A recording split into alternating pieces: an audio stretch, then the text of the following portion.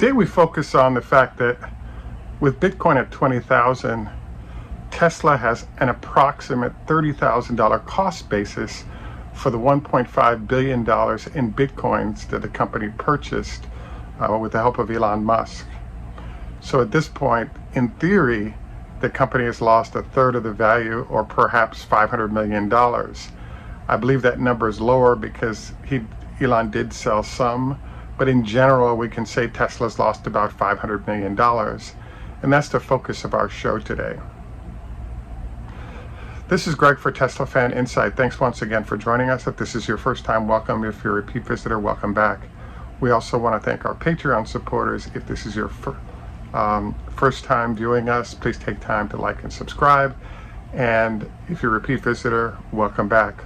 We also want to encourage you to join us on Patreon for daily shows that'll help you with your process of managing your investments, as well as anticipatorily getting involved in ideas that'll help you make more money. So I had an amazing experience over the last couple of weeks. One, watching the crazy gyrations of the market as interest rates rise and oil prices are forcing them there. And then also having a chance to watch the Bitcoin price plummet. As you know, many currencies dropped as much as 90% in value in a very short period of time. I have to say I was really surprised at, there's this realm called stable coins. And it was my understanding that the stable coins had a situation where there's actually real dollars backing those coins. And so I didn't think there was a chance that those stable coins could fall in value in the way they have, where they've actually lost most of their value as well, despite supposedly being backed by dollars. Now, I have to say, I've been studying Bitcoin, etc. for the last couple of years, and I do not claim to be an expert on it or to understand it well. But I have several friends of mine have made great money off of it and swear by it, and I think it's great for them, but nothing that I would consider doing because there are a bunch of things for me that don't make sense, and therefore there's so many great things to invest in, like Tesla and other great companies, especially if you use options to increase the better returns, that it hasn't been really worth my time to get knowledgeable with it, because for me it has that Enron feeling where I didn't understand some of the elements of how and why Enron worked, and then over time it sort of was revealed that the stuff, they didn't understand it either. So first I'd like to read a clip, and I'll try to include this in the notes as well, from Warren Buffett. There are multiple reasons given why he doesn't deal with Bitcoin at all, but what the article in Yahoo Finance said is that Buffett became one of the most successful investors in history by sticking with stocks he understands. I get in enough trouble with things I think I know something about. Why in the world should I take a long or short position in something I don't know anything about? But people like to gamble, he told CNBC after a 2018 Berkshire Hathaway annual meeting, which is another problem with non-productive assets. If you don't understand it, you get much more excited than if you understand it. You can have anything you want to imagine if you just look at something and say, that's magic. So I thought that was really profound. Another sort of quote that was attributed to Warren Buffett came from Mark Cuban. Mark made the comment that there's a phenomenon where what Warren Buffett articulated is that when the tide goes out, all the naked swimmers are revealed.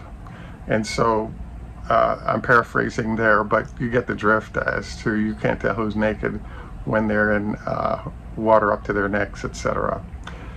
So I wanted to kind of review all this because I think it's unfortunate that people are losing money on Bitcoin I'm hoping it recovers, but I want to plainly state that I'm neutral on it.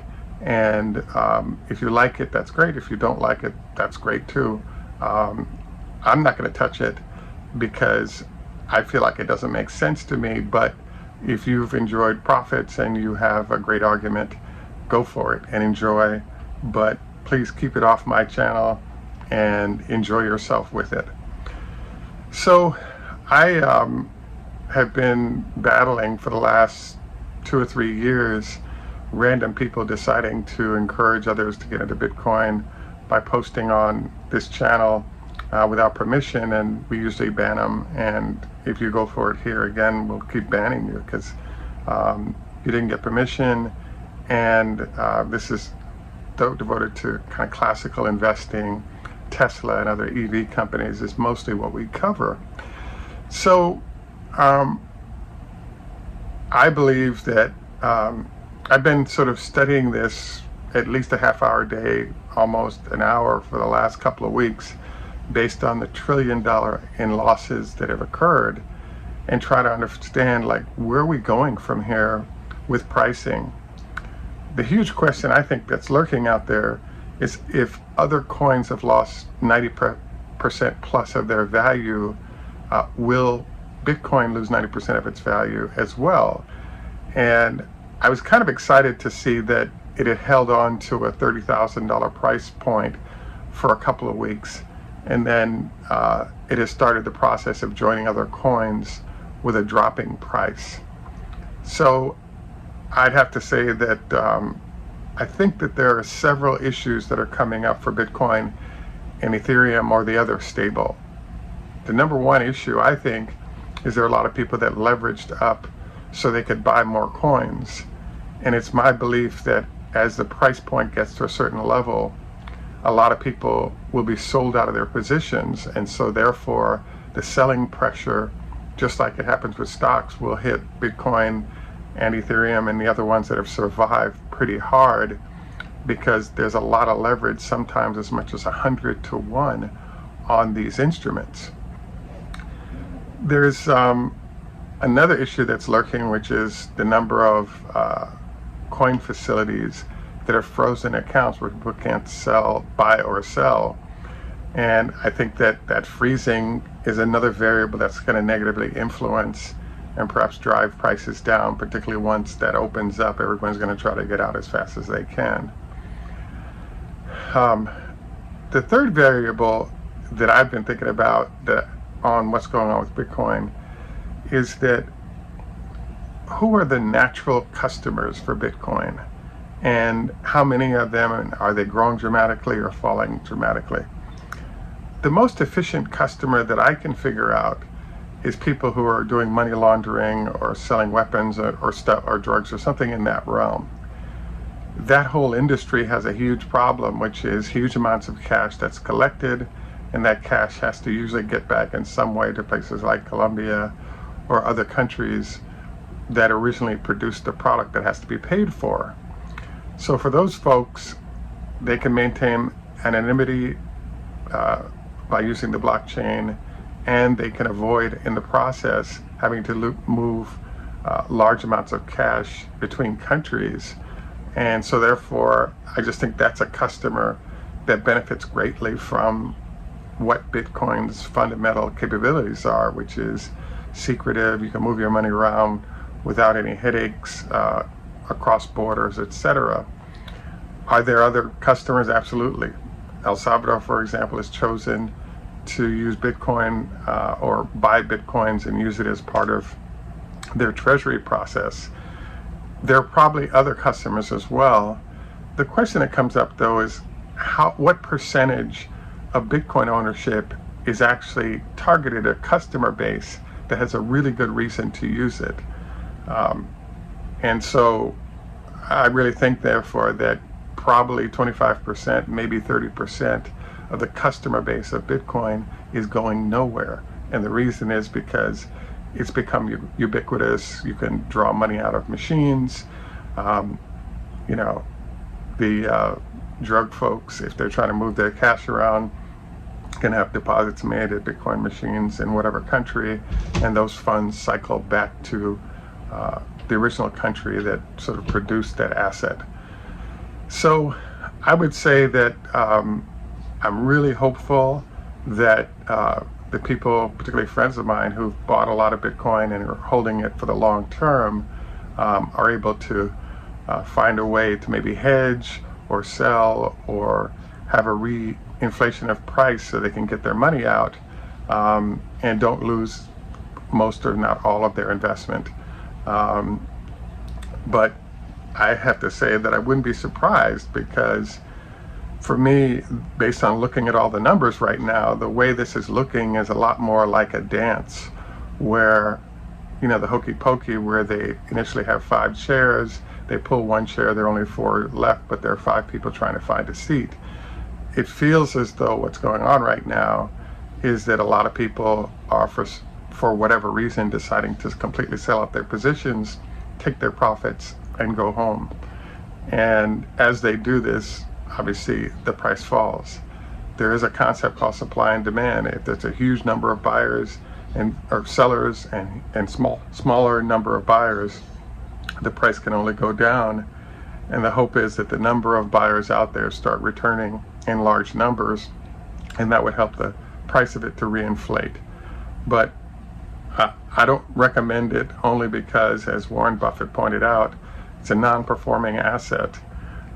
As I say this now, I do have a friend who is in cryptocurrency, and his thing has been to lend his crypto at actually some pretty good interest rates. And I don't know how the lending markets are working. I believe they'll probably freeze up in the process of this unwinding. So overall, I would say best of luck. I hope you're able to get out if you've got a lot of money in. And I'm concerned because particularly as inflation rises and the rest of the market falls, crypto seems to be going with it. The one other theory I have is that with the investing public, there's sort of different niches, and if a lot of people see people making money over there, many of them will sell sort of hard assets and move over into that space, which is with a portion, if not all, of their portfolio, if they're really aggressive. And so because a lot of people have made money over there, I think there are a lot of people who will lose it as this whole thing unwinds. So I wanted to say best of luck in this space. I do believe that the 90% value loss that's been experienced by other cryptos will hit the big names. And I think it's just going to take some time for that to happen. Do I want it to happen? Nope. I hope everything goes back to normal, and I hope the people who have invested their money actually make money out of all this. But I don't see how Bitcoin and Ethereum and the others that have stayed up don't lose a high percentage of their value, as has happened with other coins. And I'm hopeful that Tesla maybe gets out or hedges their position so that they don't lose as much money, because $1.5 billion is kind of small given that they have like 20 billion on the books, but it's still cash that's not available to show investors that the company is stable, etc., or used for operations. At any rate, we look forward to your comments on this. This is Greg for Teslafaninsight. Tschüss, German, au revoir, French, Lehitro, Hebrew, Choda, Hafez, Farsi, Tvazice, Russian, Nihama, Chinese, Heido, Swedish. Good day, our friends in Australia. Namaste, our friends in India. And in Jamaica, we say, enough respect, walk good. The final thing I wanted to review today, prior to closing, is our health tips. I've been learning about sort of a daily fast process from one of the doctors we consult.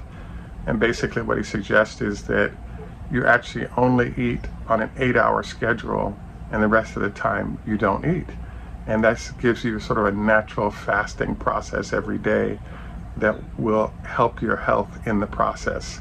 Obviously, please consult a doctor before you try this out.